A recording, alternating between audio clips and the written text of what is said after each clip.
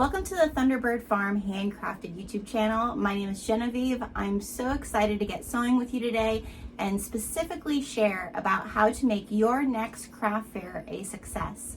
Today we're going to be going over some very specific tips that I have learned over the years as a sewist, but also in the fashion industry as well as a sales professional, and how you can not be that crafter who at the end of the 7 hours, 6 hours, whatever, and the all night prior of preparing all of your wares, to not be that crafter who is continuing to pack up all of their things that they brought with them and kind of jealous of the woman with the pipe cleaner toys who sold out. I'd love if you would take a moment to subscribe to my channel. I love sharing everything to do with sewing, specifically the healing parts of sewing, but also have a background in business and sales, and plan on sharing some of those tips with all of you, because many of us who have the creativity bug and the crafter bug and the sewist bug, we do need something to help support those addictions. So I'm happy to share any of my sales and strategies and tips to help you along the way to keep that addiction going. You will find that there are points on this video with the different portions, so that if you want to skip ahead, you can go to the next chapter. There's a specific area of this video that you would like to watch more than another. All the materials that I am showing today are in the show notes as well. So if you'd like to know where I got a certain fabric or a specific type of hardware, please feel free to go check out those vendors, and I encourage you to shop with them as well. I am going to be sharing today some specific patterns, but we're not going to be going through an entire sew of those patterns, because the main part of this video is to help you to build the best craft fair booth you possibly can.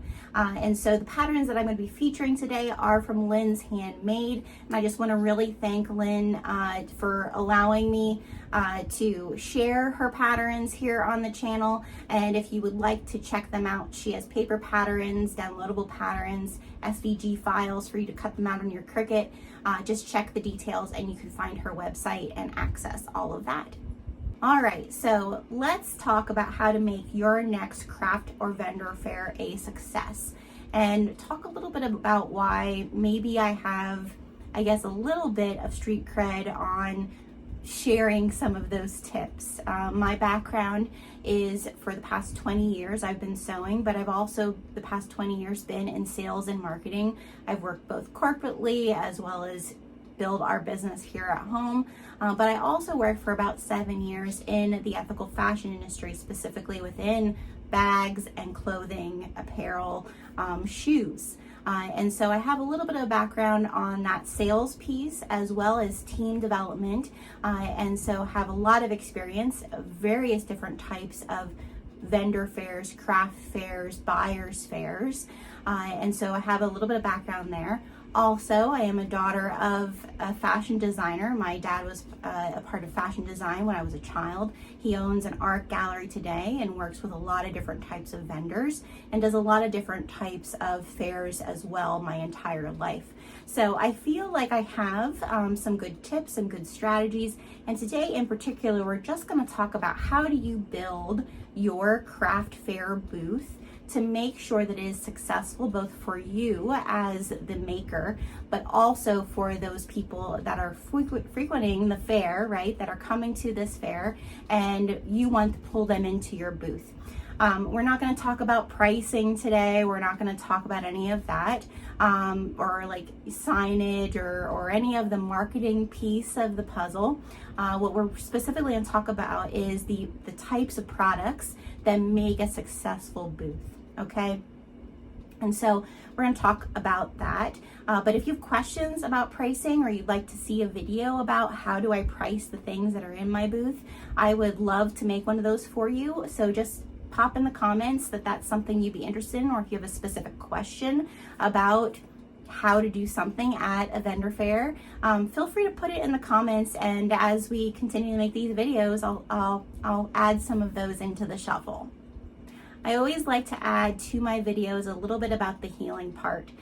So again, like I said, I've been in this industry for quite some time, since I pretty much have been able to work, probably since I'm about 15, whether it's been that I've been a part of a company that did vendor fairs or was making myself to go to fairs. I've been a part of this for quite some time. And I would say for me, the biggest, the healing part of craft and vendor fairs really showed up when I was a new mom.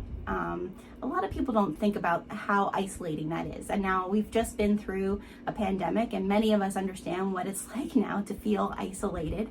But for years, centuries even, right? A new mom, you're so filled with joy, and it doesn't discredit the time you want to spend with your kids, but it can be very isolating as a new mom because your entire world is this baby, is this child that you're raising and keeping alive, right? But a lot of your life that was before this baby is no longer. The people you were around, some friendships are different because maybe they don't have kids.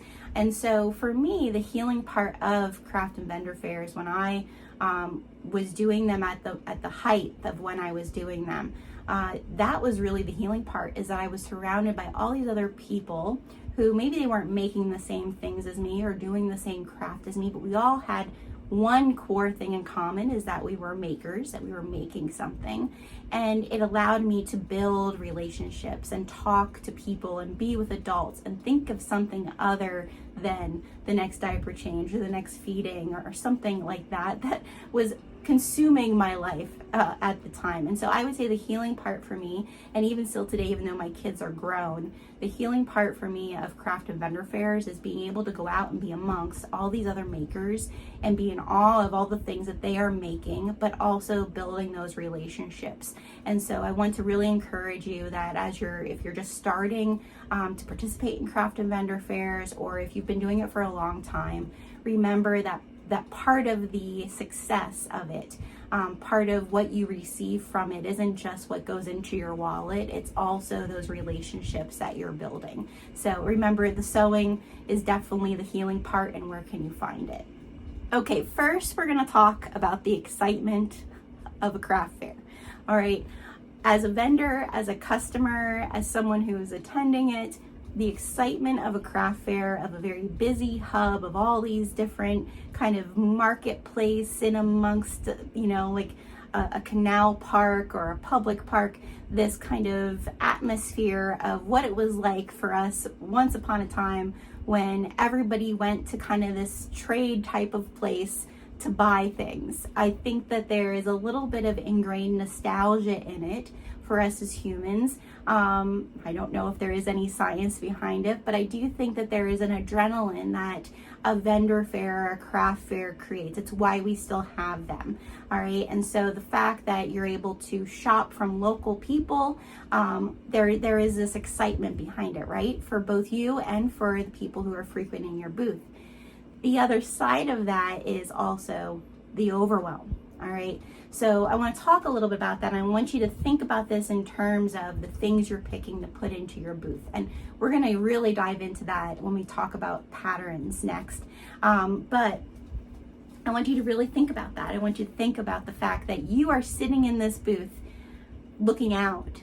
But when you are the customer, when you attend a craft fair yourself, not as a vendor, you're viewing all of these things, and that can be very overwhelming. Even if you don't feel like it's overwhelming, it is overstimulating. It's lots of textures, lots of colors, lots of different things going on. There's food smells, there's all these things that happen at a craft and vendor fair, and it's your job as the vendor to distract that person enough to pull them into your booth, right? And so that's where, if you can just take a few moments before you go and buy the fabric, I'm sure you already bought the fabric, before you do anything, and think about that as you are the customer, you are the person who's going to attend this vendor fair that you are going to be the vendor for.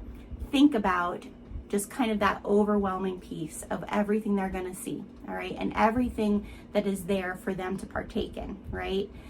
Your job is to get them to slow down and come into your booth. All right.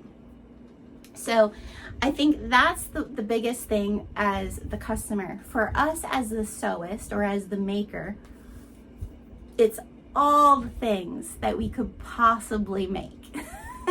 And as creatives, we love that. We like eat it up, right? We want all the things. We want all the fabric. We want every pattern we see in every group. We're like, oh, that's a great idea, or that looks super fun. As creatives, it's the hardest thing for us to harness in. My husband DJ is always like, just pick one and stick to it because you would sell more. I know these things. But as a maker, we love all the things. And so it's really important that if you're thinking about doing a craft or vendor fair, is that you just slightly harness it in. And I'm going to share with you next how we do that. Real quickly, we're going to talk a little bit about keeping it simple, sweet. All right. Like I said, you as the vendor, you are mainly viewing your booth the entire day. Your customers, the people coming to the craft fair, are getting pummeled with a lot of things. They're visually overstimulated. They have so much money, only so much money in their wallet or their credit card, and they need to be pulled into some place that's going to kind of curve that overwhelm a bit and help them center in on how is there something here that I could either use, give, or that I really want. And so it's thinking about how can you make it simple for you and your customer, simple for you as far as making, and also the selling of it, right? Making it easy for you to be able to talk about items and sell them, but also kind of bringing that overstimulation down for your customer and helping them kind of see where do you fit in and why would they want to leave your booth buying something, okay? And so that's where, as I've been discovering different people who are creating patterns, and with my background in the fashion industry and also sales, when I stumbled upon the H2O2GO Sling from LindsHandmade and then started looking at her other patterns, I have to really commend Lynn over there because her patterns are both super easy to read, easy to put together. They focus very much on making the ease for the sewist. So that's why her patterns, if you check out her Facebook group, you'll see there's a lot of people selling her things at craft fairs successfully. And part of that is the ease that she has built in the pattern for the sewist. The other piece of that puzzle is her patterns use a majority of your fabric, okay? So the fabric that I bought for these H2O2GO bags, I have very minimal scraps. So her patterns use as much of your fabric as possible. And from my background in ethical fashion standpoint, very few patterns do that. There's so much waste. And as someone who is, you're trying to sell things at a craft fair, you don't want to waste any of your fabric. You want to make the money off of that, right? So definitely commend her for that. The other piece of that puzzle is they're fun to make for you. Her patterns so far that I've done are fun to make, but also they're very eye-catching and useful, and the sewist can really kind of critique them to the person that they're selling to. All right, so the first thing we're going to talk about is how do you then kind of capitalize on the fact, like, how do I pull them in from all this information, right? All these other things that they can see and they can buy. So one of the strategies that you need to think about for your booth is, what is your high ticket eye catcher item, okay? And that's where this H2O2GO Sling, I would say for me in my upcoming craft fairs, that is going to be my higher ticket item. And higher ticket just means it's the highest price thing that is in my booth, okay? And it's also very focused on a specific group that's coming to that craft fair, which we're going to talk a little bit about in the next part of this video. I am going to make so many of them, so her patterns are great to be able to kind of have a production. I decide how many I'm going to make. Her pattern is great to be able to give you everything you need, so you can really sit down and say, I'm going to make 12 of these. This is how much material I need. This is how much hardware I need. And then once you cut it out, this is kind of how I set my production up. I cut it all out, get it all ready. I put all my hardware, my zipper, everything into a little baggie, and attach that to the project. That way it's just ready to go, ready to sew. This pattern is great for that, and so this is going to be my high ticket item, and it's very focused on a specific type of person that's coming to these types of craft fairs that I'm attending. So we're going to talk about the different types of craft fairs, and just so that you can think about that. So my high-end, high-ticket, very useful, very focused item, okay? That's the H2O2GO Sling.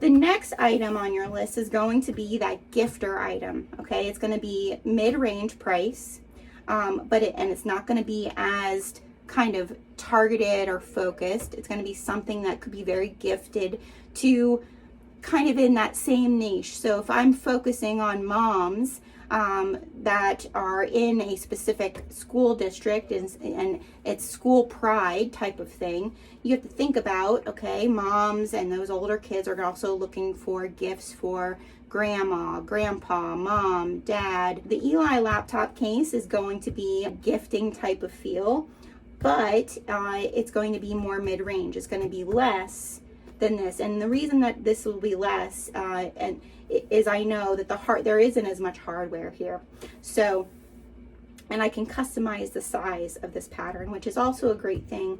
A lot of Linds patterns, there's so many ways that you can zhuzh it up or zhuzh it down. All right, so that's gonna be my mid-range. So you want to think, what's your mid-range price item, and is it a gifter, because people look for gifts at craft fairs. And then your low price item, the thing that's going to be the lower ticket, all right, it's going to be the cheapest thing that you have to offer, but it's also something that anyone and everyone could see a reason to have, okay? So where this is a very targeted type of person, all right, this is also a very targeted type of person. This, everybody, the Piper ID holder, there's so many different patterns for ID holders. There's so many people who have multiple of them. This is something that no matter what, whoever comes in my booth, they're going to know somebody or themselves who can use this, all right? And again, what's great about this pattern as well is it does also have the SVG for the Cricut. So production wise, I can cut a bunch of them out at one time, make my kits ready to produce them and be ready to go. So just to kind of recap, the most important part of your booth is really reminding yourself that you are sitting from the inside looking out. Your customer is coming from the outside looking in, and they're being pulled by all these other booths that have all these other things, and you really need to simplify that for them. And in the midst of that, you need to also think, how can I simplify this for myself? And a lot of that goes into deciding what's my high ticket, what's my gifter medium ticket, and what is my low ticket that everyone could possibly use. And is it something that's easy for me to produce? One of the biggest tips I can give anybody doing any type of vendor fair, buyer's fair, craft market, anything like that, is what you give, you also receive. And I think this is super important in any type of business, but to think about the fact that there might be some people there who won't buy. And these are contacts you could never get back again. And one of the biggest pieces of the puzzle for me in any craft vendor or buyer's fair is I want to capture as many of those people as possible so that if they aren't ready to buy that day, or build a relationship with me that day, that we can start that relationship and that we don't lose contact. Back when I first started, before there was any internet, really, we had email, I would have a place where people could write their emails down for me, and that way I would be able to contact them later. Nowadays, we have so many great things like QR codes and all types of fun stuff that you can do to capture that contact as now following you on your social media. Make it worth their while. Those are things that they're giving you. It is a form of payment, and I get kind of upset sometimes when I see that people don't see that as a form of payment. They're giving you your information. So what I suggest is have one of your high ticket items, one of those things, like I said, like the H2O2GO is going to be my high ticket item in a craft fair. Have one of those that's high end, more neutral, right? Have one of those so that you're going to be doing a giveaway. And anyone who comes in your tent and scans your social media, who follows you, they get an entry, okay, to win that. Anyone who buys, they get 2 entries. And so that way you're capturing their information, you're getting their email, they're following you. They are now not only going to just see you that one time at that fair, all right? And then you do a raffle for that one high-end item at the end of the show, all right? And if you have to ship it to them, you have to ship it to them. But remember, what you give, you also receive. And in the long run, you getting their information allows you the longer opportunity than just that one day. And so I highly recommend doing some type of raffle or giveaway at your booth. That they come in and say hello, say to them, hey, you want to follow my socials? You get an entry for this giveaway. And if they buy, say, you know what, because you bought, you get 2 entries into this giveaway. So potentially they could get 3 and be entered to win the high ticket item that you have in your booth. I promise you that by using that as the form of thank you for giving me your information, here's mine, you're going to build relationships with people that say, I'm so glad that I followed you after XYZ fair. I want to buy these things for presents or birthdays, or what's the next fair you're going to. Those sorts of things are going to happen just by you creating that connection and giving a little bit to be able to receive. Before I go and show you just some of the sewing part of making these H2O2GO slings, I just want to show you the ones I made, just kind of how I zhuzhed it down a little bit for my specific niche that I'm focusing on. So first of all, it's in my hometown school colors, and I have 2 options. I have one that is just strictly the water resistant canvas on the outside and on the inside, canvas front that's very targeted to, like I said, fall sports. I've also got custom tags with the mascot, the Go cards for my hometown high school team, all right? All of the hardware is from Indolove Creation. I just love her. She's been really great. And I specifically picked these zipper pulls that have a open hole here, one for little fingers. It's nice, but also if the student has a keychain that has their graduation year or anything like that, they can customize it even more. On the inside of it, I just have 2 slip pockets, one here, nothing fancy. So it's very basic, but it still will hold a phone, it will hold some snacks, and it's good to go. The other thing I added also that I changed a little bit was I put the swivel hooks on the bag, not on the strap, because this way, because I'm focusing on kids who play sports, if it's not the mom, if it's the kid who plays the sport who gets this bag, they can clip it onto their duffel bag with all their gear. They don't need the adjustable strap. If it's the mom who's carrying in her chairs to the soccer game or whatever, she needs it because she only wants to carry one bag. But if it's the kid, they can clip it onto their duffel bag, or if it's the mom with a diaper bag, she can clip it onto there too. So I tried to think about, again, my target person. Like I said, I did make another option, which is a little bit more flashy, higher end. So this is the basic one, but I did make one with each of the sports that's in a vinyl, okay, and made that a little bit more, it's a little bit more stylish, a little bit more sturdy, right? It looks a little bit more higher end. All the same options as far as the hardware, except I added a place for a key, to clip your key, a little swivel hook to clip keys, but same thing, slip pocket, slip pocket. So you really just want to think about that when you're looking at this. And that's what I love about LindsHandmade, about her patterns, is she really, you know, you have the base there to make those decisions. And so just really think about that before you get started, before you start cutting out, before you order your fabric, possibly. This is a great way for you to take her pattern and make it your own. Still fun for you, but super smart for attracting the customer that you want from the type of vendor or craft fair that you're attending.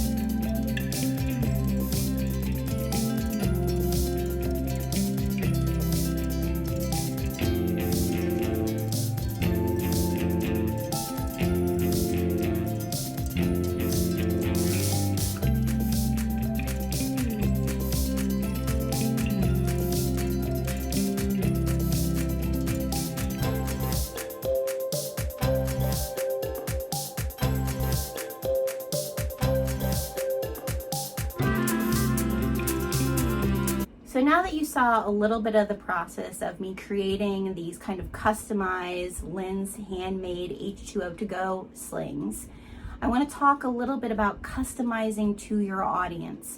If you're in any type of business group whatsoever, I'm sure you've heard of the term your niche. Who are you selling to? Who is your key customer? It is just a tried and true thing in all sorts of marketing, no matter what you're selling. And it is really important to think about that at the level of the type of fairs that you're attending. So I want to talk about it specifically by using the Linds sling, the H2O sling, and how I would do this for different types of fairs, okay?